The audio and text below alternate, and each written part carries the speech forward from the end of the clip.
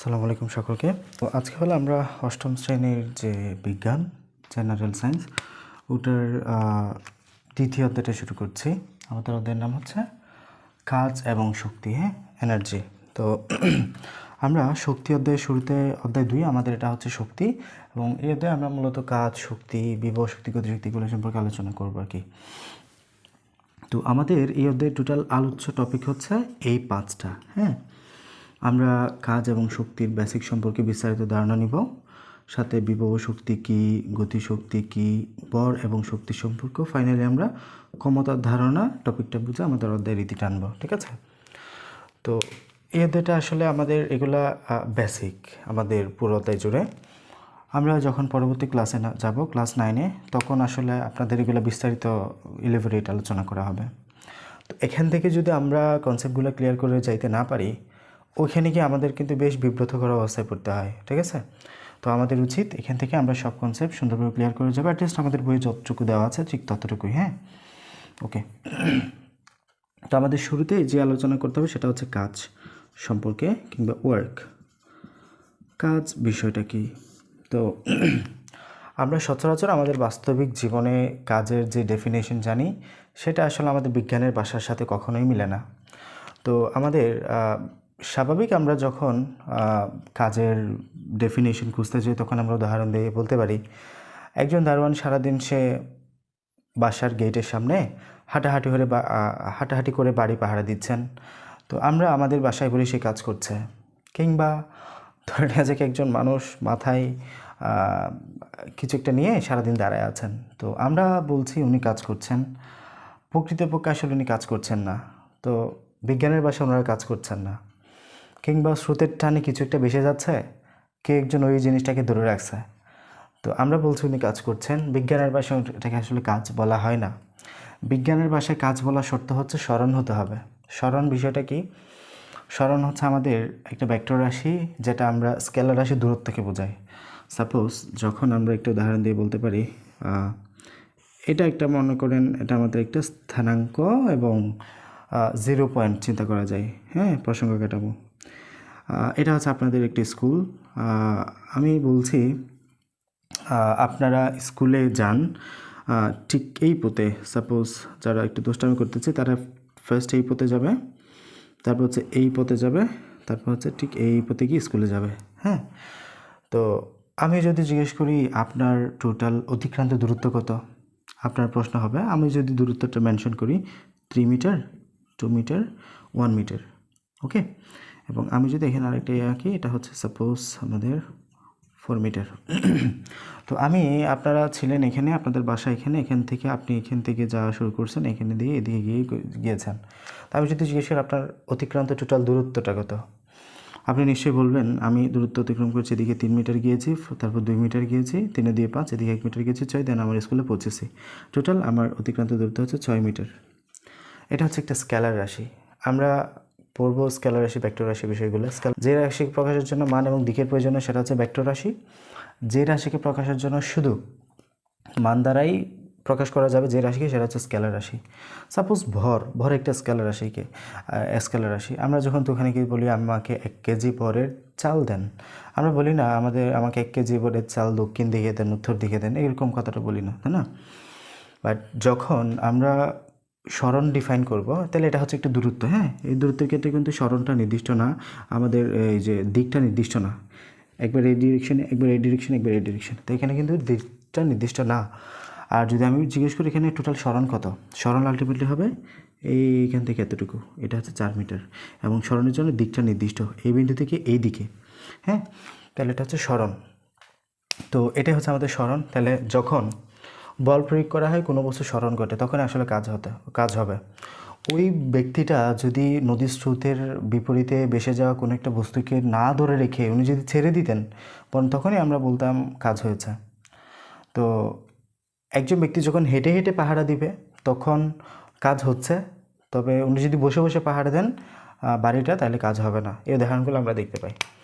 আচ্ছা, তো আমরা জাস্ট কাজের সংখ্যার ক্ষেত্রে বলবো, যখন আমরা কোনো বস্তুকে F বল প্রয়োগ করব, সাপোজ ফোর্স এবং এম্বরের একটা বস্তু, ঠিক আছে, এম্বরের একটা বস্তুকে যখন আমরা এফ বল প্রয়োগ করার ফলে তার এস মিটার সরণ হইল, এস মিটার সরণ হইল এবং এম্বরের বস্তুটা আলটিমেটলি এখানে আসছে।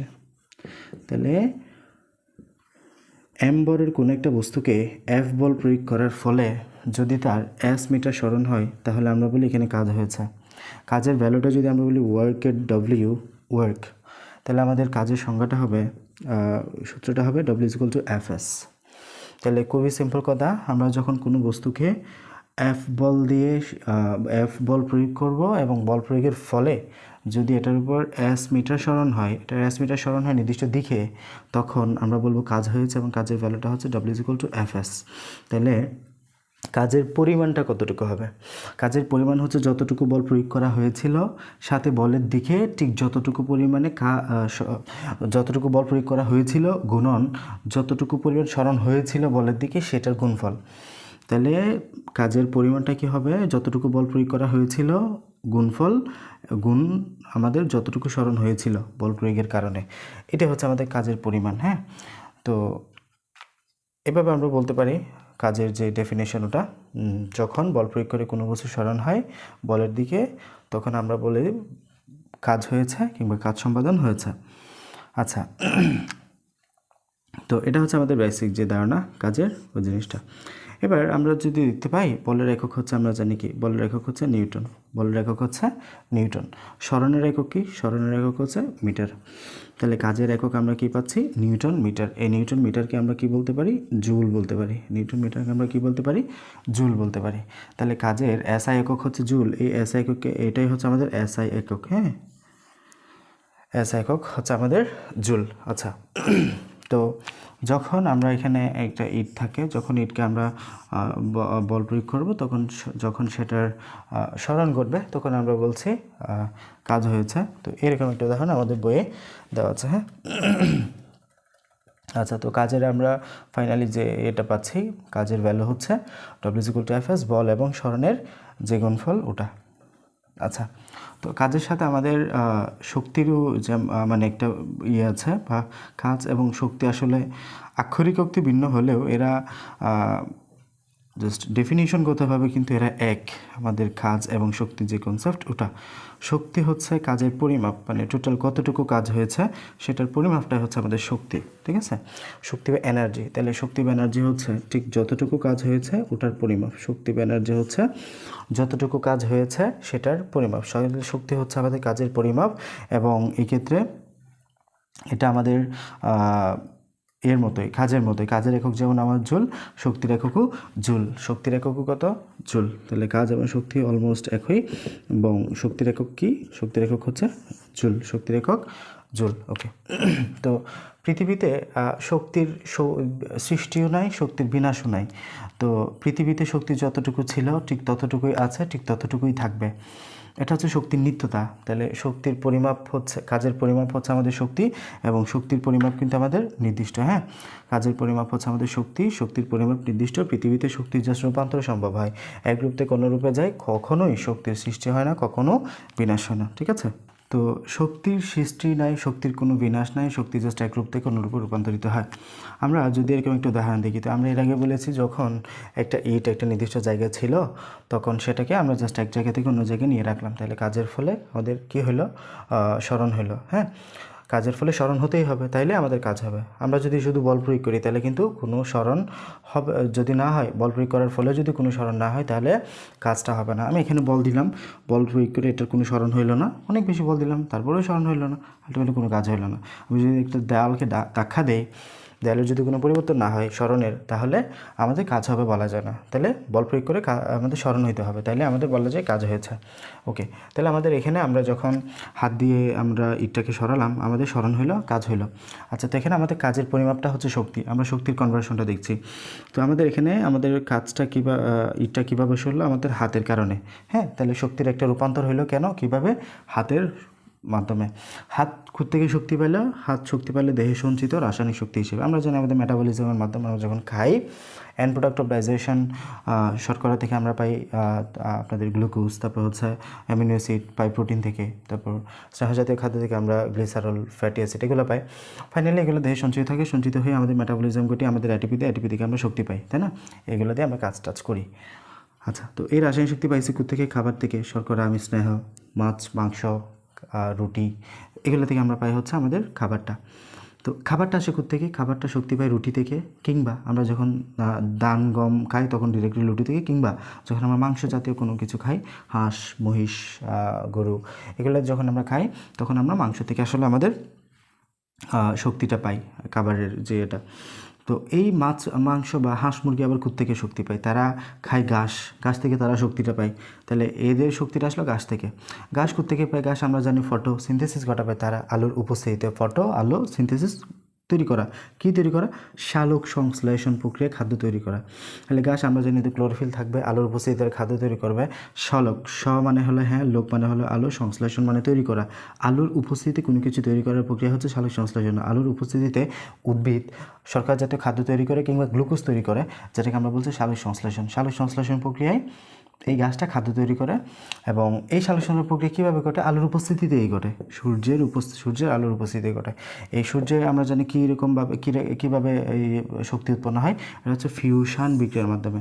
অসংখ্য হাইড্রোজেন পরস্পরের সাথে যুক্ত হয়ে হিলিয়াম গঠন করে, এবং আমরা জানি এক্ষেত্রে অসংখ্য হিলিয়াম পরস্পর ভেঙে হাইড্রোজেন গঠন করে ফিউশন হয়, এবং ফাইনালি ফিউশন বিক্রিয়ার শক্তি উৎপন্ন হয়। শক্তিটা সূর্যালোকের মাধ্যমে পৃথিবীতে আসে, পৃথিবীর সালোক সংশ্লেষণ প্রক্রিয়ায় তা খাদ্য তৈরি করে। ওই খাদ্যটা ঘাসে যায়, ঘাস থেকে হাঁস মুরগি থেকে আমাদের রুটি, মাংস কিংবা আমরা ডিরেক্ট মাংস খাই খাবার হিসেবে। দেহে সঞ্চিত রাসায়নিক শক্তি, ফাইনালি হাত থেকে আমাদের কাজটা সম্পন্ন হয়েছে। এভাবে শক্তি জাস্ট এক রূপ থেকে অন্য রূপে রূপান্তরিত হয়। শক্তির কোনো সৃষ্টি নেই, শক্তির কোনো ধ্বংস নেই। এটা হচ্ছে আমাদের শক্তির যে নীতি, সংরক্ষণশীলতার নীতি এটা। এবং আমাদের শক্তি যেহেতু কাজের পরিমাপ, তাই কাজের একক যেহেতু জুল, আমাদের শক্তির একক কী হবে? জুল হবে। শক্তির যে একক ওটা হচ্ছে আমাদের অবশ্যই জুল। ঠিক আছে? তো আশা করি আমাদের কনসেপ্টটা ক্লিয়ার হয়েছে, কাজ এবং শক্তি। তাহলে আমরা যদি আবার একটু রিভিশন করি, কাজ কখন বলবো? যখন আমরা বল প্রয়োগ করব, কোনো বস্তু স্মরণ হবে কিছু নির্দিষ্ট পরিমাণে, নির্দিষ্ট দিকে, তখন আমরা বলবো কাজ হয়েছে। কাজের একক সূত্র হচ্ছে আমাদের W=Fs। এই যে F বল প্রয়োগের ফলে যদি S পরিমাণ স্মরণ ঘটে, যেটাই পাবো ওটা হচ্ছে আমাদের কাজের পরিমাপ, W=Fs। তো কাজের যে পরিমাপ, টোটাল যে পরিমাপ, ওটা হচ্ছে আমাদের শক্তি। কাজের যে পরিমাপ ওটা হচ্ছে শক্তি, এবং শক্তির প্রকারভেদে আমরা পড়বো পরবর্তীতে।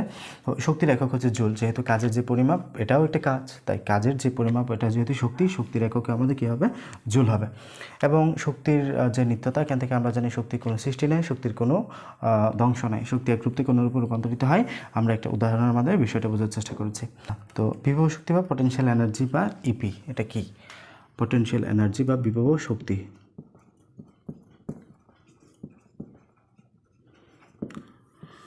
আচ্ছা, তো আমরা জানি শক্তির অনেকগুলো রূপ আছে, এবং কাজ করার সামর্থ্য হচ্ছে আমাদের শক্তি, তাই না?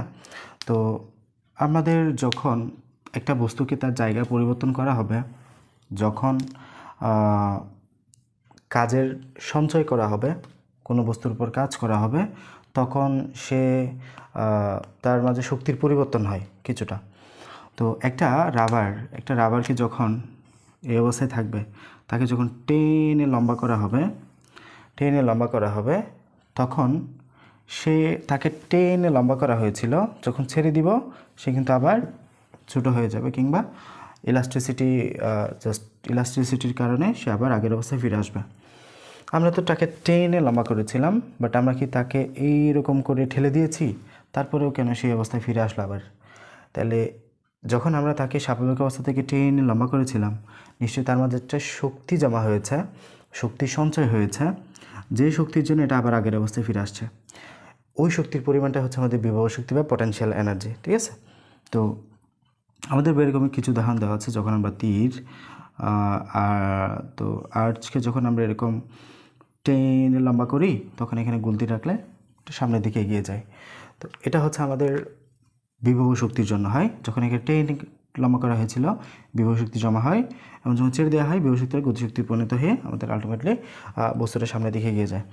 তো এগুলো আমরা চাই আমাদের প্রাত্যহিক জীবনে এই উদাহরণগুলো দেখতে পাই কি। হ্যাঁ, তো সেমভাবে আমরা যখন একটি স্প্রিংকে টেনে লম্বা করি, একটি স্প্রিংকে যখন টেনে লম্বা করি, তখন তার মাঝে যে বিভব শক্তি, সঞ্চিত যে বিভব শক্তি জমা হয় এখানে লম্বা করার ফলে, যখন তাকে ছেড়ে দেওয়া হয় তখন ওই সময়ে এই বিভব শক্তির গতিশক্তি পরিণত হয়ে আমাদের জাস্ট গতিশক্তি পরিণত হয়ে তার আগের অবস্থায় ফিরে আসে আলটিমেটলি।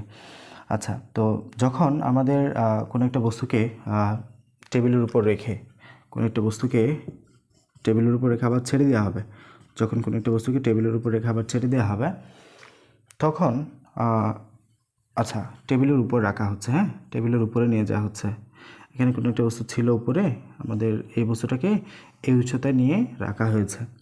তো কোনো বস্তুকে টেবিলের উপরে নিয়ে আসলাম, তার মানে আমাদের নিয়ে আসতে হয়েছে কোন বলের বিরুদ্ধে নিয়ে আসতে হয়েছে? আমরা জানি কোনো বস্তু যখন টেবিলের উপরে থাকে তখন তার মাঝে অভিকর্ষের বল কাজ করে। তো অভিকর্ষ বলের বিরুদ্ধে কাজ করে তাকে আমরা একটা নির্দিষ্ট উচ্চতায় নিয়ে আসলাম টেবিলের উপরে।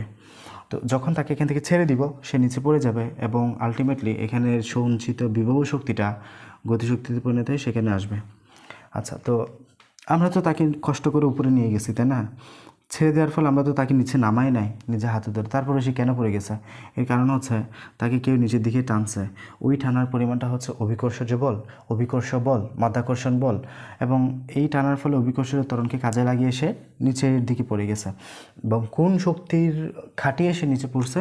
যখন তাকে নিচে নির্দিষ্ট একটা উচ্চতায় তুলে ফেলা হলো তখন তার মাঝে কিছু বিভব শক্তি জমা হলো, কিছু পটেনশিয়াল এনার্জি জমা হলো, যে পটেনশিয়াল এনার্জি ইউজ করে সেই এই উচ্চতা থেকে আলটিমেটলি এখানে নিচের দিকে পড়লো। এই ঘটনাটা আমরা দেখি।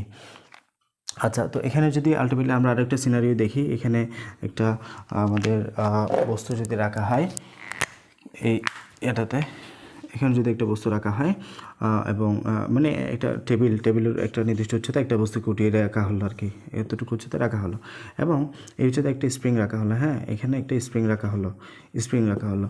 তো আমাদের এই বস্তুটা ঠিক স্প্রিংয়ের উপর পিক করা হলো, স্প্রিংয়ের উপর ফেলা হলো, ড্রপ করা হলো। তো কি দেখা যাবে? আমাদের এই নির্দিষ্ট বলের বস্তুটা স্প্রিংকে জাস্ট সংকুচিত করবে, তাই না? স্প্রিংকে কী করবে? সংকুচিত করবে। তো স্প্রিং সংকুচিত হওয়ার ফলে তার মাঝে একটা এই যে ভিতরে বিভব শক্তি জমা হবে এবং সাথে সাথে সে আবার এরকম করে জাস্ট প্রসারিত হবে। সংকোচন প্রসারণের একটা তরঙ্গ তার মাঝে কাজ করবে। তো এটা আমাদের মূলত আমরা নির্দিষ্ট বস্তুকে এতটুকু উচ্চতায় তুললাম, তার মাঝে বিভব শক্তি জমা হলো, যে বিভব শক্তিটা গতিশক্তিতে পরিণত হয়ে আমাদের স্প্রিংয়ের উপর কাজ করলো। স্প্রিংয়ের যে স্বাভাবিক সঞ্চিত শক্তি এটা আবার এখানে জমা হলো, আমাদের বিভব শক্তিটা এখানে আসলো স্প্রিংয়ের, দেন এটা আবার প্রসারিত হলো। তাহলে এই কাজটা আসলে আলটিমেটলি করলো আমাদের যে সঞ্চিত বিভব শক্তি এবং গতিশক্তির জন্য। হ্যাঁ, আচ্ছা, তো এক্ষেত্রে আমরা স্প্রিংয়ের যে স্থিতিস্থাপক ধর্মের বিরুদ্ধে কাজ করেছে আমাদের যে এই শক্তিটা, আমাদের এই বিভব শক্তিটা, আমরা এটাকে স্পেসিফিকলি নাম দেবো হলো স্থিতিস্থাপক বিভব শক্তি। ঠিক আছে, যেহেতু স্প্রিংয়ের স্থিতিস্থাপক ধর্মের ঠিক বিপরীতে কাজ করেছে এটা। আচ্ছা, তো এটা আমরা বলতে পারি। এবং যে এখানে আমরা স্বাভাবিকভাবে একটা বস্তুকে এতটুকু উচ্চতায় উঠিয়ে আবার এখানে নিচের দিকে সে নামলো বিভব শক্তির জন্য, তো এটাকে আমরা নাম দিব হলো অভিকর্ষজ বিভব শক্তি। এটাকে আমরা নাম দিব হলো অভিকর্ষজ বিভব শক্তি। ঠিক আছে, আচ্ছা, এটা হচ্ছে আমাদের যে উদাহরণগুলো আমাদের বলে দেওয়া ছিল এগুলো আর কি। আচ্ছা, তো আমরা যখন বের করব বিভব শক্তির পরিমাণটা, তখন আসলে আমাদের বিষয়টা কীরকম হবে?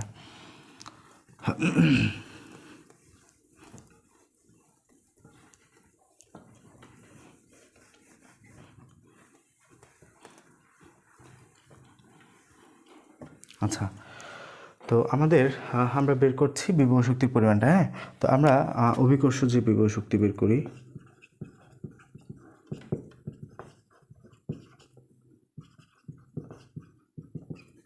আচ্ছা, অভিকর্ষ বিভব শক্তি ইকুয়ালটা আমাদের একটা বস্তুকে এতটুকু উচ্চতা নিয়ে যাওয়া হলো, তার কাছে বিভব শক্তি জমা হলো। বিভব শক্তি আসলো কোত্থেকে?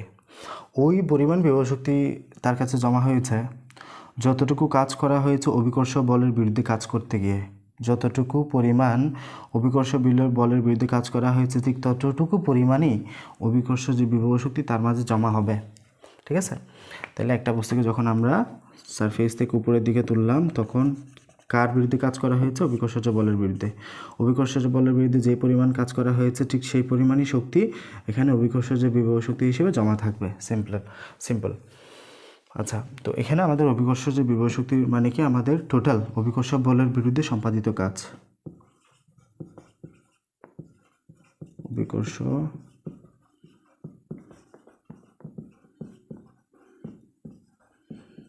বলের বিরুদ্ধে করা কাজ, অভিকর্ষ বলের বিরুদ্ধে কাজ। তো আমরা কাজের সংজ্ঞাটা কি জানি? W=Fs না? W=Fs। আচ্ছা, এই এফ এর পরিমাণটা কি? এফ এর হচ্ছে আমরা হলো বল। হ্যাঁ, তাহলে এখানে অভিকর্ষজ বল বিরুদ্ধে কাজ, অভিকর্ষজ বল হবে না? কাজ সমান কি? এই কাজ কি বের করতেছি? W=Fs হবে। এফ সমান কি হবে? এক্ষেত্রে শুধু বল, বাট এক্ষেত্রে অভিকর্ষজ বল বিধে অভিকর্ষ বল, যেহেতু এটা হবে আমাদের অভিকর্ষ বল, তাই না? অভিকর্ষ বল। ওকে, আর স্বাভাবিক এস মানে হচ্ছে সরণ, এস মানে হচ্ছে সরণ। আচ্ছা, অভিকর্ষজ বল, হ্যাঁ, অভিকর্ষজ বল কি? আমরা যখন W=mg সূত্রটা পড়ব, এটা হচ্ছে ওজন। এটা কি? ওজন। ভর এবং ত্বরণের যে গুণফল, অভিকর্ষজ ত্বরণের গুণফল, তাকে আমরা বলবো ওজন। এবং এই অভিকর্ষ যে ওজনের ভ্যালু, ওজন, এই ওয়েটটাই হচ্ছে আমাদের মূলত যে অভিকর্ষজ বল, ওটা, এটা হচ্ছে কি? আমাদের ওজন। তাহলে ওজন কিন্তু আমাদের ভর না। ওজন এবং ভরের মধ্যে পার্থক্য আছে। ভর হচ্ছে মাস, ভর কি? ভর হচ্ছে মাস, MASS, মাস মানে ভর। আর ওজন হচ্ছে একটা আমাদের ভেক্টর রাশি, এবং এটা হচ্ছে এম এবং জি এর গুণফল। অভিকর্ষজ ত্বরণ এবং ভরের যে গুণফল, ওটাই হচ্ছে আমাদের W=mg, মানে ওয়েট। ঠিক আছে? ওজন। তাহলে আমরা যখন আমাদের ওজন বলবো তখন কিন্তু আমাদের ওয়েটের ভরের সাথে 9.8 গুণ করতে হবে, তাই না? অভিকর্ষজ বল ওজন, সরণ সমান সরণ। আচ্ছা, তো আমরা ওজন সমান কি বলতে পারি? এই যে ওজন সমান কি? W=mg না? এম সমান কি? ভর। M আমাদের ভর। আমাদের ভরের সাথে কি গুণ করলাম? অভিকর্ষজ ত্বরণ, অভিকর্ষজ ত্বরণ। তাহলে এখানে আগে থেকে কি আছে? সরণ তো আছেই।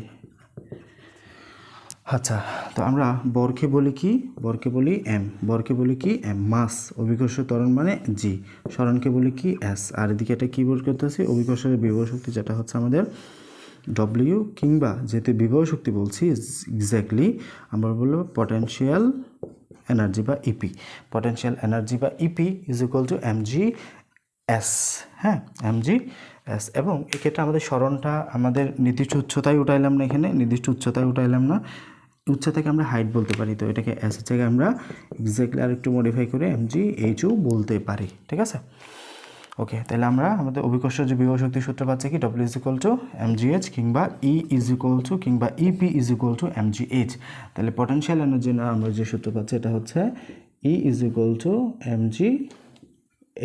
ঠিক আছে? mgh পরিমাণ শক্তি আমরা পাবো।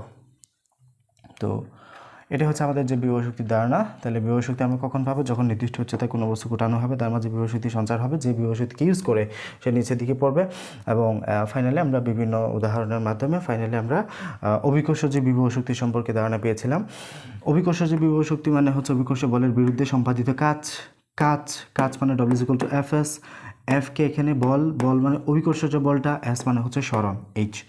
অভিকর্ষীয় বল মানে আমরা কি জানি? W=mg, এবং এটা হচ্ছে আমাদের মূলত ওজন। W ওয়েট, এটা হচ্ছে কি? ওয়েট থেকে আসছে W। ওয়েট মানে ওজন, এম এবং জি এর গুণফল। হ্যাঁ, তো এখানে এম হচ্ছে আমাদের ভর, জি হচ্ছে অভিকর্ষজ ত্বরণ। এইখান থেকে পাইছি আমরা এতটুকু, ওজন থেকে পাইছি ভর এবং অভিকর্ষজ ত্বরণ। সরণ তো এখানে ঠিকঠাক আছে। ভরকে আমরা বলতে পারি মাস থেকে আসছে এম, অভিকর্ষজ ত্বরণ থেকে জি, হ্যাঁ, এবং এটা আসছে আমাদের এস। এবং পরবর্তীতে আমরা সরণকে যেটা উচ্চতা ডিফাইন করতেছে হাইট, এখান থেকে হাইট এইচ আসছে mgh। এটা হচ্ছে আমাদের অভিকর্ষজ ত্বরণের যে সূত্র, ওটা। আচ্ছা, তো এখানে আমাদের বলতেই পারি ইপি ইকুয়াল টু কি? mgh। ইপি ইকুয়াল টু বা potential energy equal to mgh। তার মানে এই পটেনশিয়াল এনার্জির ভ্যালুটা এম যত বাড়বে পটেনশিয়াল এনার্জি তত বাড়বে, কারণ সমানুপাতিক সম্পর্ক। এম যত বাড়বে পটেনশিয়াল এনার্জি তত বাড়বে, মানে কোনো বস্তুর ভর যত বেশি হবে তার বিভব শক্তির ভ্যালুটা তত বেশি হবে। অভিকর্ষীয় ত্বরণ যত বেশি হবে বিভব শক্তির পরিমাণটা তত বেশি হবে, হাইট যত বেশি হবে বিভব শক্তির পরিমাণটা তত বেশি হবে। মানে একটা ইটকে যদি আমি এখান থেকে এখানে তুলি, যত বেশি উচ্চতায় তুলব তার বিভব শক্তির পরিমাণটা তত বেশি হবে, তার বর যত বেশি হবে বিভব শক্তির পরিমাণটা তত বেশি হবে। এবং আলটিমেটলি জি এর মান যদি কোনো পরিবর্তন হয়, জি এর পরিমাণটা যত বেশি হবে আমাদের বিভব শক্তির পরিমাণটা তত বেশি হবে। হ্যাঁ, গতিশক্তি সম্পর্কে জানবো। হ্যাঁ, তো আমরা যখন দেখেছিলাম একটা ইটকে বল প্রয়োগ করা হলে তার কিছু সরণ হলো এস পরিমাণে, দেন এই জায়গাটাতে সে আসলো, তাই না? আসলো। তো আমরা বলেছি যখন কোনো বস্তুকে বল প্রয়োগ করা হচ্ছে, তার স্থানের পরিবর্তন করা হচ্ছে, তখন তার মাঝে কিছু সরণ হচ্ছে এবং কিছু শক্তি জমা হচ্ছে। যে শক্তির পরিমাপটা হচ্ছে বিভব শক্তি, বা যে কাজ হলো কাজের যে পরিমাপ ওটা হচ্ছে বিভব শক্তি, তাই না? তো এখানে বিভব শক্তিটা আসলে কিভাবে আমরা পাবো, বা এখানে বিভব শক্তি আছে কোথায়, এটা সন্ধান কিভাবে আমরা পাবো, এটা আমরা দেখব। এই বিভব শক্তি আসলে এখানে আর থাকবে না। সেটা কেন? বিভব শক্তিটা ক্রমান্বয়ে আমরা যদি এখানে ঘর্ষণযুক্ত একটা মেঝেতে এটাকে যদি টেনে নিয়ে যাই, তাহলে সে ঘর্ষণ হয়ে আমাদের এখানে ঘর্ষণের বলের বিরুদ্ধে একটা কাজ করবে, কিছু পরিমাণ শক্তি, তাপ শক্তি কিছু আমাদের দিবে, তারপর হচ্ছে শব্দ শক্তি কিছু আমরা পাবো। এভাবে আসলে আমাদের বিভব শক্তিটা কনভার্ট হয়ে যাবে। আমরা জানি শক্তির রূপান্তর কিন্তু সম্ভব, শক্তির সৃষ্টি সম্ভব হয় না, ধ্বংসও সম্ভব হয় না। এক্ষেত্রে শক্তির রূপান্তরটা হয়েছে ঠিক রূপান্তরটা হয়েছে এভাবে, ঘর্ষণ শক্তি, তাপ শক্তি এরূপে। আচ্ছা, যদি আমরা সামহাও এমন একটা মেঝে বানাইতে পারি, কিংবা এমন একটা সিচুয়েশন বানাইতে পারি যেখানে শক্তিটা ঘর্ষণের বিরুদ্ধেও কাজ করবে না, কিংবা আমাদের এখানে শব্দ বা তাপ শক্তি উৎপন্ন হবে না, তাইলে আসলে কেমন হবে বিষয়টা?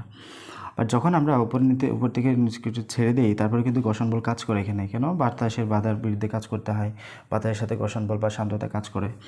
আচ্ছা, তো এক্ষেত্রে আমরা যখন একটা সিচুয়েশন কল্পনা করি যে এক্ষেত্রে কোনো ঘর্ষণ বল কাজ করবে না, শব্দ বা তাপ শক্তি উৎপন্ন হবে, তাহলে আসলে কেমন হবে? তাহলে আলটিমেটলি এটা একটা নির্দিষ্ট ব্যাগ প্রাপ্ত হবে। এই যে আমাদের বিভব শক্তিটা ইউজ করে একটা নির্দিষ্ট ব্যাগ প্রাপ্ত হবে, যে ব্যাগ প্রাপ্ত হয়ে আলটিমেটলি সেটা গতিশক্তিতে পরিণত হবে। তো বিভব শক্তিটা একটা শক্তিতে পরিণত হচ্ছে, যে শক্তির কারণে সে নির্দিষ্ট ব্যাগ প্রাপ্ত হয়েছে, ওই শক্তির পরিমাণটা হচ্ছে আমাদের গতিশক্তি। তাকে যেই শক্তি ইউজ করে সে গতিপ্রাপ্ত হইল, ওইটা হচ্ছে তার গতিশক্তি বা ইকে বা কাইনেটিক এনার্জি।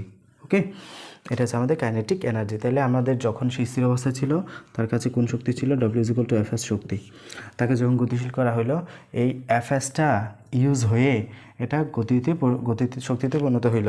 তাহলে আমরা এই ঘটনা থেকে এই বিষয়টা দেখতে পারি। হ্যাঁ, আচ্ছা, তো আমরা যখন একটা হাতুড়ি দিয়ে কোনো বস্তুকে আঘাত করব, হাতুড়ি যখন স্থির অবস্থায় থাকে, কোনো বস্তুর এখানে রাখা হবে একটা প্যারেক, তো এখানে কিন্তু আমাদের কোনো সিচুয়েশন দেখা যায় না। যখন হাতুড়ি স্থির অবস্থায়, একটা প্যারেককে নিশ্চয়ই এখানে ঢুকাইতে পারবে না, সিদ্ধ করতে পারবে না, কারণ তার মাঝে কোনো গতিশক্তি নাই। যখন আমরা হাতুড়িকে স্থির অবস্থান থেকে জাস্ট সরিয়ে একটা নির্দিষ্ট ব্যাগকে প্রাপ্ত করব, একটা নির্দিষ্ট গতিতে গতিশীল করব, তখনই কিন্তু এখানে নির্দিষ্ট কাজ করে সে এই প্যারেকের যে স্মরণ এটা ঘটাইতে পারবে। তো এটা হচ্ছে আমাদের বিভব শক্তি ছিল, সে কাজ করে গতিশক্তিতে পরিণত হইল এবং প্যারেকটা ভিতরে ঢুকে গেল। প্যারেকের গতিশক্তির জন্য দায়ী ছিল আমাদের এই হাতুড়ির বিভব শক্তিটা। ঠিক আছে? আচ্ছা, তো এরপরে আমরা জাস্ট একটু ডেরিভেটিভস বের করি। আমরা জানি W=Fs। হ্যাঁ, W=Fs, এটা হচ্ছে আমাদের কি যে বিভব শক্তি ছিল ওটার ভ্যালু। হ্যাঁ, তো আমরা F= কি জানি? F=ma না? F=ma। বলের সূত্র হচ্ছে ভর এবং ত্বরণের গুণফল। ভর এবং ত্বরণের গুণফল। কোনো বস্তুতে আমরা কতটুকু বল দিয়েছি সেটা আমরা কীভাবে বের করব? বস্তুর ভর এবং কতটুকু তার স্মরণ হয়েছে। স্মরণ হচ্ছে ব্যাগ পরিবর্তনের হার। যখন আমরা কোনো বস্তুর উপর বল প্রয়োগ করি, তখন সেটার ব্যাগ পরিবর্তন হয়, মানে আদিবেগ এবং শেষ বেগ। এর সূত্র হচ্ছে B-U/2t। এগুলো নিশ্চয় আগের ক্লাসে আপনাদের ছিল। তো এর পরিচয় হচ্ছে B-U/T। তো এইখানে যখন আমরা ভরের সাথে তার ব্যাগের পরিবর্তন, বি হচ্ছে আদিবেগ, বি হচ্ছে শেষ বেগ, ইউ হচ্ছে আদিবেগ। একটা বস্তু স্থির অবস্থানে ছিল, তাকে আমরা জাস্ট বল প্রয়োগ করলাম, সে একটা নির্দিষ্ট ব্যাগ প্রাপ্ত হলো 10 ms−1। তাহলে এটা হচ্ছে তার ইউ সমান 0, এবং এটা হচ্ছে বি হচ্ছে 10 ms−1। তাহলে এখানে এসে মনে কর এই পথটা যাওয়ার জন্য সে টি সেকেন্ড সময় নিল, তাহলে এখানে আদিবেগ থেকে শেষ বেগ যখন আমরা বিয়োগ করবো, শেষ বেগ থেকে আদিবেগ যখন বিয়োগ করবো এবং কাঙ্ক্ষিত সময় দ্বারা ভাগ করবো, আমরা পেয়ে যাবো ত্বরণটা। ত্বরণের সাথে যখন আমরা বল গুণ করবো তখন আমরা পাবো আলটিমেটলি এফ বা বলের পরিমাণটা। এভাবে আমরা F is equal to M এটা পাই, ঠিক আছে। তো যখন আমরা W is equal to F S সূত্রে F is equal to M এটা বসাবো, তাহলে কী সিনারিও দেখবো F is equal to W is equal to F S থেকে আমরা পাচ্ছি W is equal to F S কীভাবে আসছে, আমরা যখন কোনো একটা বস্তুর উপরে এফ বল প্রয়োগ করব তখন যার এস মিটার সরণ হলে তখন আমরা বলবো ডব্লিউ পরিমাণ কাজ হয়েছে, যেটার ভ্যালু হচ্ছে বল এবং ওই সরণের গুণফলটা। এবং এখানে W equal to F S আমরা পাইছি এইভাবে। এফ ইকুয়াল টু এম এর সূত্রটা আমরা বসাইছি, দেন এস এখানে আছে। আচ্ছা, আমরা গতি সূত্র যখন পড়েছিলাম তখন আমাদের এরকম একটা সূত্র ছিল যে v square is equal to u square plus 2as, এই সূত্রটা আমাদের ছিল যখন আমরা গতির পড়েছিলাম আর কি। তো এখানে আমাদের কত ইউ আদি স্থির অবস্থান থেকে বলছি না, এটা বিষয়টা স্থির অবস্থান থেকে কল্পনা করা হচ্ছে। তো এক্ষেত্রে আমরা v square is equal to u square is equal to 0 square plus 2as, তাহলে v square is equal to কত হবে, 0 স্কোয়ার সমান 0, 2as। এই asটা যদি আমরা এই পাশে লিখি তো as-এর ভ্যালু কত আসবে, as is equal to v square by 2, তাই না, বি স্কোয়ার বাই 2 আসছে। আমরা কি করি, এই as-এর জায়গায় আমরা বি স্কোয়ার বাই 2টা বসাই দিই, বি স্কোয়ার বাই 2টা বসে যাচ্ছে। এখানে কিন্তু ডব্লিউটা আছে, তো এখানে আমরা এটা একটু সুন্দরভাবে লিখি, এই 2টাকে এভাবে হাফ আকারে লিখি, এই এমটাকে এ পাশে লিখি, বি স্কোয়ারটা এভাবে থাক হাফ এম বি স্কোয়ার, এবং এটাই হচ্ছে আমাদের ই কে। তাহলে আলটিমেটলি আমাদের এই শক্তিটা, এই এম এ এস শক্তিটা হাফ এম বি স্কোয়ারে পরিণত হলো, বি স্কোয়ার হলো যে ব্যাগে প্রাপ্ত হইল ওই ব্যাগের ভ্যালুটা, ঠিক আছে। তাহলে আলটিমেটলি আমরা শিখলাম গতিশক্তি হচ্ছে রূপান্তর একটা শক্তি যেটা বিভব শক্তি থেকে আলটিমেটলি আসে, এবং এটার ভ্যালু হচ্ছে ইকে ইজ ইকুয়াল টু বা kinetic energy is equal to half of M v square, এতটুকুই। আচ্ছা, তো এটারও একক হচ্ছে জুল। হ্যাঁ, আচ্ছা, তো এরপরে যদি আমরা দেখি একটা আমাদের সমস্যা দেওয়া আছে এরকম আমাদের এখানে বলা হচ্ছে 60 কেজি ভরের একজন মানুষ 3 ms ইনভার্স বেগে দৌড়াচ্ছে। ব্যক্তির ভর কত ছিল, 60 কেজি। হ্যাঁ, তাহলে ভর সমান মাস, তাহলে এটা হচ্ছে আমাদের কিসের মান, ভরটা এম এর মান। 3 ms ইনভার্স বেগে, তার মানে ভ্যালোসিটি বা ব্যাগ কত, ব্যাগ হচ্ছে 3 ms ইনভার্স 1। গতিশক্তি কত, গতিশক্তি সমান ইকে আমাদের জানতে চাচ্ছে, কাইনেটিক এনার্জি কত। তো আমাদের দেওয়া আছে কি, দেওয়া আছে 60 কেজি ভরের মানুষ, তার মানে M mass, M is equal to 60 KG, ব্যাগ velocity v is equal to 3 ms inverse 1। Okay, আমরা জানি EK is equal to half of M v square, এই সূত্রটা এখান থেকে আমরা পাইছি। আপনারা জাস্ট এই সূত্রটা শিখে রাখলেই চলবে, এগুলা ডেরিভেটিভসগুলো লাগবে না। তো এখানে EK is equal to half of M v square হয়, এম এর ভ্যালু কত 60 KG, v square is equal to 3 square, তাহলে হাফ অফ এম বি স্কোয়ারের ভ্যালু আমরা পাবো হলো 270 জুল। তার মানে যখন 60 কেজি পরের মানুষরা 3 ms ইনভার্স বেগে দৌড়াচ্ছে, তার গতিশক্তির পরিমাণটা হচ্ছে 270 জুল, ঠিক আছে। ওকে, আচ্ছা, তো এখানে আমরা আরেকটা বিষয় দেখতে পারি। এখানে আমরা যখন দেখেছি এই যে এই লাইনটাতে v square is equal to u square plus 2s, v square is equal to আমরা যখন আদিবেগ শূন্য ধরবো 2as হবে, তাই না। তো এখানে v square is equal to 2a এর জায়গায় আমরা যদি অভিকর্ষীয় ত্বরণ জি ধরি, এর জায়গায় যদি অভিকর্ষীয় ত্বরণ জি ধরি, এস এর জায়গায় যদি সরণটা আমরা এজি ধরি, তাহলে আরেকটু সুন্দর হবে বিষয়টা। ওকে, তো আমরা কী করি, উপপাশে হাফ নিয়ে আসি, হাফ গুণ করে দিই। উপপাশে এদিকে হাফ দ্বারা গুণ করলাম, এদিকে হাফ বি স্কোয়ার আসে, এদিকে হাফ দ্বারা গুণ করলে এই 2টা থাকবে 2gh, এই 2টা কাটাকাটি যাবে, কী হবে half v square by gh। আচ্ছা, তো আমাদের এই সিনারিওটা আসে। হ্যাঁ, এখন আমরা কী করি, উভয় পাশে এম নিয়ে আসি, এম নিয়ে আসলে half m v square is equal to m g h, ঠিক আছে, এম জি এইচ। এবং দেখেন এটা হচ্ছে আমাদের ইকে ছিল, এটা ছিল আমাদের ইপি, এটা হচ্ছে আমাদের শক্তির নিত্যতা। সবসময় যতটুকুই বিভব শক্তি ঠিক ততটুকুই গতিশক্তি আমরা পাবো, ঠিক যতটুকু বিভব শক্তি থাকবে সেখান থেকে ঠিক ততটুকুই পরিমাণ আমরা বিভব শক্তি গতিশক্তি আলটিমেটলি শেষ পর্যায়ে ঘটনার একদম শেষ পর্যায়ে আমরা এই ঘটনাটা দেখব, ঠিক যতটুকু বিভব শক্তি যতটুকু গতিশক্তি। তাহলে এটা হচ্ছে আমাদের শক্তির নিত্যতার যে প্রুফড সূত্র অনুসারে ওটা, ঠিক আছে। তাহলে আমরা জাস্ট বিষয়টা দেখলাম, এখানে হচ্ছে এস, এখান থেকে জিএস লিখলাম, হাফ নিয়ে আসলাম ওই পাশে, এম নিয়ে আসলাম ওই পাশে, half m v square equal to m gh হয়। হাফ এম বি স্কয়ার সমান আমরা এখানে কী পেয়েছি, ইকে বা কাইনেটিক এনার্জি যেটা গতিশক্তি, ইপি সমান এম জিএইচ, যেটা আমরা এই যে আগের অংশে পেয়েছিলাম, EP equal to m gh এবং ইকে ইকুয়াল টু ইপি আমাদের হয়। এখন আমরা হচ্ছে ভর বা এম বা মাস এবং যে আমরা পড়েছি কাজের পরিমাপ হচ্ছে শক্তি, এই শক্তির সম্পর্কে একটা ইন্টার রিলেশন করব, ঠিক আছে? আচ্ছা, তো আমরা জানি পৃথিবীর সকল শক্তির উৎস হলো আলটিমেটলি সূর্য, ঠিক আছে? সূর্য। তো সূর্য আমাদেরকে পৃথিবীকে আলো দিচ্ছে বা সৌরজগতে যে তাপের সরবরাহ কিংবা শক্তি সরবরাহ, এটা দিচ্ছে 5 বিলিয়ন বছর আগে থেকে। প্রায় শব্দটা লেখা আছে, প্রায় 5 বিলিয়ন আগে থেকে, এবং বলা হচ্ছে ঠিক আরও 5 বিলিয়ন বছর আমাদেরকে সূর্য শক্তি দিয়ে যাবে এভাবে। তো এখানে আমাদের অনেক সময় শক্তিশালী কণা বিকিরণ করে কিংবা আমাদের তাপ শক্তি দেয়, যার কারণে আমরা পৃথিবীতে আলটিমেটলি আমাদের শক্তিটা পাই সূর্য থেকে। তো এই শক্তির উৎসটা কি? সূর্য আমাদের এই শক্তির উৎসটা কি? সেটা হচ্ছে নিউক্লিয় বিক্রিয়া। সূর্যে এই শক্তির উৎস হচ্ছে নিউক্লিয় বিক্রিয়া। তো নিউক্লিয় বিক্রিয়ার বিষয়টা কি আসলে আমরা যখন পড়ব, একাধিক অনেকগুলা ছোটো ছোটো পরমাণু যখন পরস্পরের সাথে যুক্ত হয়ে বড় কণা গঠন করে, তখন একটা বিক্রিয়া করে, তাকে বলে বলবো নিউক্লিয়ার ফিউশন। আর যখন একটা বড় কণা পরস্পর ভেঙে নিউট্রনের আঘাতে ছোটো ছোটো কণায় পরিণত হয়, তখন তাকে আমরা বলবো ফিশন বা ফিউশন। তো এক্ষেত্রে নিউক্লিয়ার ফিউশন বিক্রিয়াটা হয় আমাদের সূর্যে। এখানে অসংখ্য হাইড্রোজেন পরমাণু পরস্পরের সাথে যুক্ত হয়ে হিলিয়াম গঠন করে, হ্যাঁ। তো যেখানে আমাদের অনেকগুলো শক্তির সৃষ্টি হয়, অনেক বিশাল পরিমাণ শক্তির সৃষ্টি হয়, যে শক্তিটা ইউজ হয় আলটিমেটলি আমাদের আলোক শক্তি হিসেবে পৃথিবীতে আসে, এবং ফাইনালি আমাদের পৃথিবীর সকল শক্তির উৎস হচ্ছে সূর্য বা ফিউশন বিক্রিয়াটা, হ্যাঁ। আচ্ছা, তো আমরা যদি দেখি, এটা হচ্ছে আসলে নিউক্লিয়ার বিক্রিয়া, ওকে। তো 1 গ্রাম কয়লাতে টোটাল শক্তির পরিমাণ কত? সেটা হচ্ছে 3000 জুল।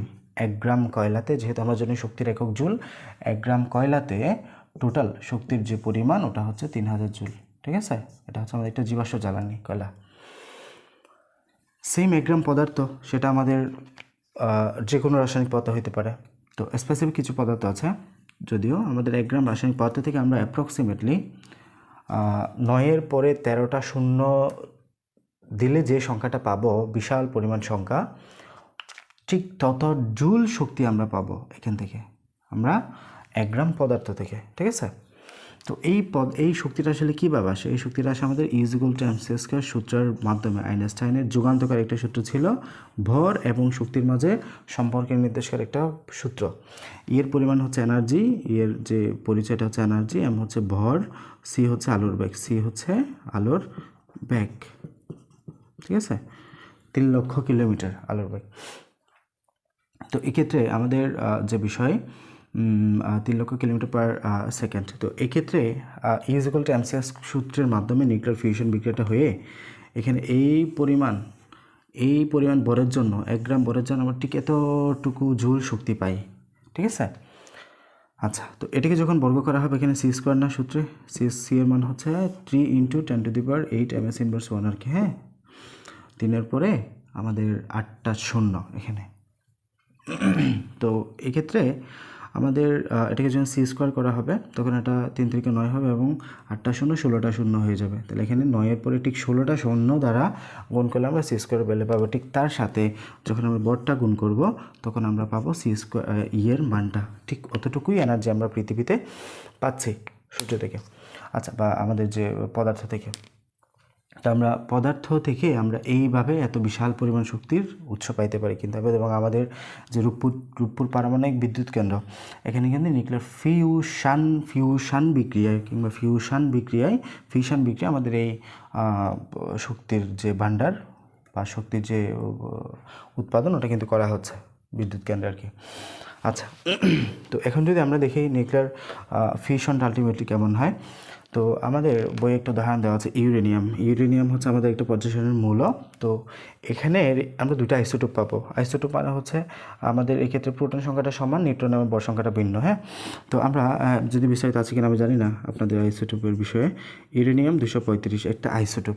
ইউরেনিয়াম 235কে যখন আমাদের আঘাত করা হবে কি দ্বারা, নিউট্রন দ্বারা আঘাত করা হবে। এক্ষেত্রে নিউট্রন দ্বারা যখন আঘাত করা হবে আমাদের এই যে ইউরেনিয়াম 235কে, তখন সেটা বেরিয়াম 141 সাথে ক্রিপ্টন 92 তৈরি করবে এবং সাথে নিউট্রন তৈরি করবে কয়েকটা এবং বিশাল পরিমাণ শক্তি উৎপন্ন করবে। ইউরেনিয়াম 235কে যখন একটা নিউট্রন দ্বারা আঘাত করা হবে তখন সে ভেঙে বেরিয়াম 141 এবং ক্রিপ্টন 92 তৈরি করবে এবং সাথে নিউট্রন উৎপন্ন করবে এবং বিশাল পরিমাণ শক্তি উৎপন্ন করবে। এই নিউট্রনটা আবার এগুলাকে আঘাত করবে, এগুলো আবার ভাঙবে, ভেঙে বিশাল পরিমাণ শক্তি আমরা পাবো পৃথিবীতে, এই বিক্রিয়াটাতে। তো এটা হচ্ছে নিউক্লিয়ার ফিউশন বিক্রিয়া কিংবা ফিশন বিক্রিয়া। এটা হচ্ছে আমাদের ফিশন বিক্রিয়া, ঠিক আছে। তো এটা হচ্ছে একটা বড় পরমাণু নিউক্লিয়াস।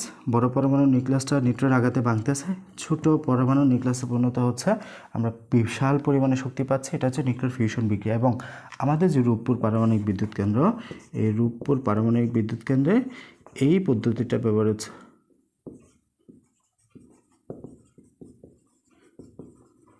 এবং এই বিক্রিয়াটা আসলে খুবই সেন্সিটিভ, কারণ এটা চেইন বিক্রিয়া একরকম। এখানে প্রতিনিয়ত নিউট্রন ভাঙবে, আবার এটা বেরিলিয়াম 140 এটা উৎপন্ন হবে, এগুলো আবার নিউট্রন উৎপন্ন করবে, এগুলো আবার ভাঙবে। এটা একটা চেইন বিক্রিয়া হতেই থাকবে এবং এটা খুবই সিকিউরিটির মাধ্যমে করা লাগে, যে প্রয়োজনীয় যে সিকিউরিটি নেওয়া লাগে উৎপাদন স্থলে, ওটা কিন্তু মেনটেন করতে হয়। আচ্ছা, এরপরে আমরা দেখি আরেকটা হচ্ছে হাইড্রোজেন। হ্যাঁ, হাইড্রোজেন 2 এবং হাইড্রোজেন 2 মানে বড় সংখ্যা, কিন্তু আমাদের এই ক্ষেত্রে এটা হলো আমাদের হাইড্রোজেন 3টা আইসোটোপ আছে না, প্রোটিয়াম, ডিউটেরিয়াম, ট্রিটিয়াম। তো এটা যদি আমরা প্রোটিয়াম নেই, ডিউটেরিয়াম, এটা হচ্ছে ট্রিটিয়াম, হাইড্রোজেনের 3 নম্বর আইসোটোপ। যখন আমরা এগুলো একসাথে করব হাইড্রোজেনকে, একাধিক হাইড্রোজেনকে, এবং এখানে আমাদের হিলিয়াম তৈরি হবে। হ্যাঁ, হিলিয়াম তৈরি হবে এবং বিপুল পরিমাণে শক্তি উৎপন্ন হবে। এই শক্তি হচ্ছে আমাদের মূলত সূর্য থেকে আগত শক্তি। তাহলে আমাদের হাইড্রোজেনে এই ঘটনাটা ঘটে এবং এই ঘটনা আমরা দেব নিউক্লিয়ার ফিউশন। মনে রাখবা, ফিউ মানে হলো সংযোগ, ফিউ মানে সংযোগ, এটা সংযোগ হচ্ছে, বাট এক্ষেত্রে বাংছে। তাহলে হাইড্রোজেন অপরটা হাইড্রোজেনের সাথে যুক্ত হবে এবং হিলিয়াম গঠন করবে, বিপুল পরিমাণ শক্তি উৎপন্ন হবে। এই শক্তিটা ইউজ হয়ে আমাদের নিউক্লিয়ার ফিউশন বিক্রিয়াটা হবে এবং এই শক্তিটাই মূলত আমাদের সূর্য থেকে আগত শক্তি। এবং আমাদের সূর্যে এই নিউক্লিয়ার ফিউশন বিক্রিয়াটা ঘটে, যেখানে হাইড্রোজেনের সাথে একসাথে যুক্ত হয়ে হিলিয়াম নিউক্লিয়াস গঠন করে এবং বিপুল পরিমাণ শক্তি উৎপন্ন করে, যে শক্তিটা সূর্যের আলো হিসেবে পৃথিবীতে আসে এবং আমাদের যে সামগ্রিকভাবে শক্তির উৎস সূর্য, এইখান থেকে আমরা পাই নিউক্লিয়ার ফিউশনের এই বিক্রিয়াটা থেকে আমরা পাই হাইড্রোজেনের ডিউটেরিয়াম, ট্রিটিয়ামের সাথে যুক্ত হয়ে হিলিয়াম গঠন করবে এবং শক্তি উৎপন্ন করবে। আমরা ফাইনালি ফিউশন বিক্রিয়ায় শক্তি পাই। তাহলে ফিশন হচ্ছে বিয়োজন বিক্রিয়া একরকম, ফিশন বা ফিউশন। হ্যাঁ, ফিউশন বা ফিশন, এই ফিশন হচ্ছে এক প্রকার বিয়োজন বিক্রিয়া, যেখানে ইউরেনিয়াম 235টা ভাঙতেছে নিউট্রন আঘাতের কারণে, সে বেরিলিয়াম 141 এবং ক্রিপ্টন আমাদের 92 তৈরি করলো, যেগুলা অবশ্যই এটা চাইতে ছোট কণাটা, ছোটো নিউক্লিয়াস, এবং আরেকটা নিউট্রন তৈরি করলো এবং বিশাল পরিমাণ শক্তি উৎপন্ন করলো, যে শক্তি আসলে আমরা আমাদের কাজে ইউজ করব। এটা হয়ে থাকে কোথায়, রূপপুর পারমাণবিক বিদ্যুৎ কেন্দ্র কিংবা পৃথিবীর অন্যান্য যে বিদ্যুৎ কেন্দ্র তৈরি করা হয়েছে, এগুলোতে আমাদের নিউক্লিয়ার ফিউশনটা ইউজ করা হয়। এরপরে যখন আমাদের যে একাধিক ছোটো পরমাণু হাইড্রোজেন, ছোটো পরমাণু একসাথে যুক্ত হয়ে বিশাল বড় পরমাণু গঠন করতেছে, সাথে বিপুল পরিমাণে শক্তি উৎপন্ন হচ্ছে, এটা হচ্ছে নিউক্লিয়ার ফিউশন কিংবা সংযোজন বিক্রিয়া, ঠিক আছে। আচ্ছা, তো এটা হচ্ছে আমাদের যে বিষয় নিউক্লিয়ার ফিউশন সম্পর্কে। এবং আমাদের এই শক্তিগুলো উৎপন্ন হওয়ার জন্য যে যুগান্তকারী সূত্র, আইনস্টাইনের আপেক্ষিকতার সূত্র পরবর্তী থেকে আসছে, mc²। হ্যাঁ, ভর এবং শক্তি সম্পর্কে যে সূত্র, একটা এমন এক সূত্র যেখানে আমাদের পৃথিবীর সাথে ভর এবং শক্তির যে সম্পর্ক, ওটা ডিফাইন করে। তো এতটুকু ছিল আমাদের অধ্যায়ে ভর এবং শক্তির সম্পর্ক বিষয়ে। মূলত এই শক্তির সূত্রটাই আমাদের বিশেষ করে জানার কথা, এবং নিউক্লিয়ার ফিউশন এবং ফিশন সম্পর্কে। ওকে, আমরা পড়ব হচ্ছে ক্ষমতা বা পাওয়ার। আচ্ছা, তো এর আগের লেকচারগুলোতে আমরা শক্তি সম্পর্কে জেনেছিলাম, কাজ সম্পর্কে জেনেছি। কাজ হলো W=Fs, তাই না? আচ্ছা, তো কাজ হচ্ছে W=Fs। আচ্ছা, মানে ওয়ার্ক হচ্ছে বল প্রয়োগ করলাম, তার সরণ হইল এস পরিমাণে, যতটুকু সরণ হইল এবং যতটুকু বল প্রয়োগ করলাম ওটা হচ্ছে আমাদের ডব্লিউ এর মানটা, ওয়ার্কের মানটা W=Fs। ওকে, বলের দিকে সরণ হইল আর কি। আচ্ছা, তো কোনো কাজ যত দ্রুত করা হচ্ছে, যত আস্তে করা হচ্ছে, সেটার যে হার বা কাজ করার যে হার, কাজের হার, এক কথায় কাজ করার হার। তো কোনো কাজ যত কম সময়ে, যত বেশি সময়ে বা যে সময় নিয়ে করা হচ্ছে, যখন আমরা কাজকে সময় দ্বারা ভাগ করব, তখন আমরা আসলে একটা ধারণার সাথে পরিচিত হবে, সেটা হচ্ছে ক্ষমতা বা পাওয়ার। ঠিক আছে, যখন কাজকে সময় দ্বারা ভাগ করা হবে তখন আমরা পাবো ক্ষমতা বা পাওয়ার। আচ্ছা, তো কাজ একই হইতে পারে। কাজ সাপোজ একজন মানুষ, এটা হচ্ছে ground floor, second floor, ground floor থেকে ইট নিয়ে সেকেন্ড ফ্লোর উঠবে। তো এনারা উভয়ের বর হচ্ছে 10 কেজি, মানে যে ইটটা তুলবে সেটা হচ্ছে 10 কেজি, এবং তাদের মানুষের বড়ও সেম, উচ্চতাও সেম, এবং কথা হচ্ছে ওনাদের কাজের জন্য যে সরণ ওটার ভ্যালুও সেম। তাহলে এখানে আলটিমেট কাজের পরিমাণটাই সমান হবে। কেন? W=Fs সূত্রে এফ এর মানুষ সেম, এস এর মানুষ সেম হচ্ছে, তার মানে ডব্লিউ এর পরিমাণটা বা কাজের পরিমাণটা সমান হবে দুজনের ক্ষেত্রেই। তবে এ ব্যক্তি যদি এই কাজটা, একই পরিমাণ কাজটা 1 মিনিটে করে, বি একটা ব্যক্তি যদি ওই একই কাজটা 2 মিনিটে করে, আমরা বলবো কে বেশি দক্ষ?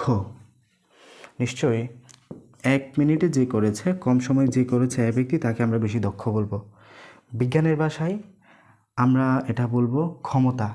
ঠিক আছে, কে দ্রুত কাজটা করেছে, কে দ্রুত কাজটা করেছে, বিজ্ঞানের ভাষায় আমরা বলবো এটা ক্ষমতা। তাহলে আমরা কীভাবে এটা আইডেন্টিফাই করছি এটা ক্ষমতা? আসলে আমার কাজের পরিমাণটা একই, ভ্যালুটা সেম, তবে সময় এর সাপেক্ষে আমরা বলতেছি কে দক্ষ আর কে অদক্ষ, কিংবা কার ক্ষমতা বেশি বা কম। যে কম সময় করেছে তার ক্ষমতা বেশি, যে বেশি সময় করেছে তার ক্ষমতা কম। তার মানে সময় কম হলে পাওয়ার বেশি, তার মানে ব্যস্তানুপাতিক সম্পর্ক, P=1/T। সময় বেশি হলে পাওয়ার বেশি বা ক্ষমতা বেশি, সময় কম হলে পাওয়ার বেশি, সময় কম হলে পাওয়ার বা শক্তির পরিমাণটা বেশি, এবং সময় বেশি হলে পাওয়ারটা কম হচ্ছে, তাই না? তো এক্ষেত্রে আমরা যেটা পাবো সেটা হচ্ছে পি, বা আমরা যদি লিখি ক্ষমতা, পাওয়ার বা ক্ষমতা = কাজ বাই সময়। ঠিক আছে, কাজের পরিমাণ হচ্ছে, আমরা এটাও লিখতে পারি কাজের পরিমাপটা হচ্ছে শক্তি, তো শক্তি বাই সময়। ঠিক আছে, শক্তি বাই সময়, এটা হচ্ছে আমাদের পাওয়ার বা ক্ষমতা। তো এখানে যদি আমরা ক্ষমতাকে একটু পাওয়ার বলি, পি বলি, কাজ হলো ডব্লিউ, সময় হচ্ছে টি, এই সূত্রটা আমরা পাবো P=W/T। এখান থেকেই ক্ষমতার যে কনসেপ্ট, এখান থেকে P=W/T আমরা পাবো। এখানে দেখতে পাচ্ছি পাওয়ার বা ক্ষমতার সাথে ওয়ার্ক বা কাজের সমানুপাতিক সম্পর্ক, কাজ বাড়লে পাওয়ার বাড়বে। একই সাথে সময়ের ব্যস্তানুপাতিক সম্পর্ক, মানে সময় বাড়লে কাজটা কমবে, সময় কমলে পাওয়ার বা ক্ষমতা বাড়বে, সময় বাড়লে ক্ষমতা কমবে, ব্যস্তানুপাতিক সম্পর্ক দেখতে পাচ্ছি। সেই জন্য যে 1 মিনিটে কাজ করেছে তার পাওয়ার বেশি আমরা বলবো। আচ্ছা, তো এটা গেল আমাদের কাজ বা শক্তি সম্পর্কে। এছাড়া আমরা কাজের এককটা কি দিলে, কাজের একক হচ্ছে ওয়াট। ঠিক আছে, কাজের একক হচ্ছে, ক্ষমতার একক কি? ক্ষমতার একক হচ্ছে ওয়াট, ক্ষমতার একক হচ্ছে ওয়াট। তো আমরা বাজারে যে বাল্ব দেখতে পাই, বাজারে যে বাল্বগুলো দেখি, এত ওয়াট, এগুলো আসলে কি বোঝায়? এগুলো হচ্ছে সাপোজ 60 ওয়াট। 60 ওয়াট মানে বোঝাচ্ছে এই বাল্বটা প্রতি সেকেন্ডে 60 জুল কাজ করতে সক্ষম। এই যে, তাহলে এটা হচ্ছে P=W/T এর কী দেওয়া আছে? পি এর ভ্যালু দেওয়া আছে কত? 60। তো এই টিকে যদি আমরা 1 বিবেচনা করি, টিকে যদি 1 বিবেচনা করি, এই ডব্লিউ এর মান কত হচ্ছে? টিকে যদি 1 বিবেচনা করি 1 60 ইজ ইকুয়াল টু আমাদের কত হচ্ছে ডব্লিউ 1 নিচে থাকা যে না থাকে একই কথা, ডব্লিউ ইজ ইকুয়াল টু 60। এই ডব্লিউটা কি কাজ না, কাজের একক জুল না, 60 জুল। তার মানে যখন 1 সেকেন্ডে এই 60 ওয়াট মানে বোঝাচ্ছে প্রতি সেকেন্ডে সে 60 জুল কাজ করতেছে, প্রতি সেকেন্ডে সে 60 জুল কাজ করতেছে। সেমভাবে 15 ওয়াট মানে কি বোঝাবে? তাহলে আমরা W by T is equal to কী পাচ্ছি? পি। এখানে ডব্লিউ টি এর ভ্যালু যদি আমরা 1 ধরি, মানে প্রতি সেকেন্ডে বলতেছি না, প্রতি মানে 1 সেকেন্ডে, তো এই ক্ষেত্রে W by 1 second is equal to P এর ভ্যালু কত বলতেছে? 15 ওয়াট, 15 ওয়াটের একটা বাল্ব। তো এই ক্ষেত্রে ডব্লিউ ইজ ইকুয়াল টু কী হবে? 15 ওয়াট, মানে প্রতি ওয়াট না রে, এটা হচ্ছে আমাদের জুল, কাজের একক। এই ক্ষেত্রে এসে জুল হয়ে যাবে, এটা এক্ষেত্রে এসে জুল হয়ে যাবে, কাজের একক হচ্ছে জুল। মানে প্রতি সেকেন্ডে সে 15 জুল কাজ করার যে বিষয়, ওটাই হচ্ছে আমাদের এর ক্ষমতা, পাওয়ার বা ক্ষমতা হচ্ছে প্রতি সেকেন্ডে সে কতটুকু কাজ করতে পারে এটা। আচ্ছা, তো এখানে আমাদের সবটুকু শক্তি আসলে আলোক শক্তি হিসেবে আমাদের দেয় না, এটা যে কাজ করে ওই কাজটার যে পরিমাপ এটা হচ্ছে শক্তি, এবং এটা কোন শক্তি হিসেবে আমরা পাই? আলোক শক্তি হিসেবে আমরা আমাদের দৈনন্দিন জীবন আমরা এটা পাই, কাজের যে পরিমাপ এখানে বাল্বের। এবং এখানে সবটুকু শক্তি আমরা আসলে আলোক শক্তি হিসেবে পাই না, কারণ আমরা জানি কিছু তাপ শক্তি পাই, এই ক্ষেত্রে তাপ শক্তি হিসেবে অপচয় হয় আর কি। হ্যাঁ, আচ্ছা, তো ফিলামেন্টের বৈদ্যুতিক বাতির তুলনায় টিউবলাইটে কম শক্তির অপচয় হয়, এবং এলইডি বৈদ্যুতিক বাল্বের চাইতে আমাদের কম শক্তির তাপ শক্তির অপচয় হয়। মানে আমাদের যেখানে ফিলামেন্ট থাকে, হ্যাঁ, ফিলামেন্ট যে আমাদের তাপের চাইতে এলইডি বাল্বে তাপ শক্তির অপচয় কম হয় বলতেছে এই ক্ষেত্রে। আচ্ছা, তো এটা হচ্ছে আমাদের যে ক্ষমতা ধারণা, এতটুকু ছিল আমাদের বই, কোনো ম্যাথমেটিক্যাল টার্ম এখানে দেয় নাই আমাদের। আচ্ছা, তো এটা হচ্ছে বিস্তারিত আমাদের ওদের কাজ। শক্তি সম্পর্কে আমরা জেনেছিলাম, কাজ হচ্ছে যখন কোনো বস্তুর স্মরণ বল প্রয়োগ করে স্মরণ হবে তখন এটা হচ্ছে কাজ। কাজের মতোই হচ্ছে শক্তি, শক্তি হচ্ছে কাজের পরিমাপটা, শক্তির একক হচ্ছে জুল। এরপর আমরা জেনেছিলাম বিভব শক্তি সম্পর্কে। বিভব শক্তি হচ্ছে EP, EP is equal to mgh, potential energy, এবং কীভাবে আমরা যখন কোনো বস্তু স্থির অবস্থায় নিচে থাকবে, ভূমি থেকে যখন একটা নির্দিষ্ট উচ্চতায় তোলা হবে তখন সে কাজ করে একটা শক্তি অর্জন করবে, যেটা হচ্ছে তার পটেনশিয়াল এনার্জি বা ইপি বা বিভব শক্তি, কাজ করার একটা সামর্থ্য অর্জন করেছে একটা নির্দিষ্ট উচ্চতায়, এটা হচ্ছে বিভব শক্তি। এই বিভব শক্তিটা পরবর্তীতে যে কোনো শক্তিতে পরিণত হতে পারে। তো এরপর আমরা দেখেছি গতিশক্তিটা, যখন বিভব শক্তি একটা নির্দিষ্ট গতিপ্রাপ্ত হবে বা ব্যাগপ্রাপ্ত হবে তখন সেটা আলটিমেটলি গতিশক্তিতে পরিণত হয়। আচ্ছা, এরপরে আমরা গতিশক্তির জন্য সূত্র পড়েছি কি? EK is equal to half of M v square, kinetic energy is equal to half M v square. Finally আমরা বড় শক্তি সম্পর্কে জেনেছি is equal to M C square সূত্রের মাধ্যমে। Is equal to M C square বা আইনস্টাইন যুগান্তকারী যে সূত্রটা ছিল বড় শক্তি সম্পর্কে আমাদের বিস্তারিত ধারণা দেয়। যেমন এখানে হচ্ছে আমরা নিউক্লিয়ার ফিউশন এবং ফিউশন সম্পর্কে জেনেছি। নিউক্লিয়ার ফিউশন হয় আমাদের যে সংযোজন বিক্রিয়া, এটা হয় আমাদের সূর্যে এবং হাইড্রোজেন পরমাণুর সাথে যুক্ত হয়ে হিলিয়াম গঠন করছে, এবং ফিউশন হচ্ছে আমাদের রূপপুর পারমাণবিক বিদ্যুৎ কেন্দ্র সহ বিভিন্ন পারমাণবিক বিদ্যুৎ কেন্দ্র তৈরি, এটা ইউজ করা হয়। আচ্ছা, ফিউশন, তো এই ক্ষেত্রে ইউরেনিয়াম 238টা ভাঙতেছে, রেডিয়াম এবং আমাদের ক্রিপ্টন তৈরি করতেছে এবং নিউট্রন এবং শক্তি উৎপন্ন করতেছে, যে শক্তি ইউজ করে আলটিমেটলি বিদ্যুৎ উৎপাদন করা হয়। ফাইনালি আমাদের ক্ষমতার ধারণা সম্পর্কে জেনেছি। ক্ষমতা হচ্ছে আমাদের কাজ বাই সময়, সময় দ্বারা ভাগ করলে আমরা কাজকে সময় দ্বারা ভাগ করলেই ক্ষমতাটা পাচ্ছি, এবং P is equal to W by T.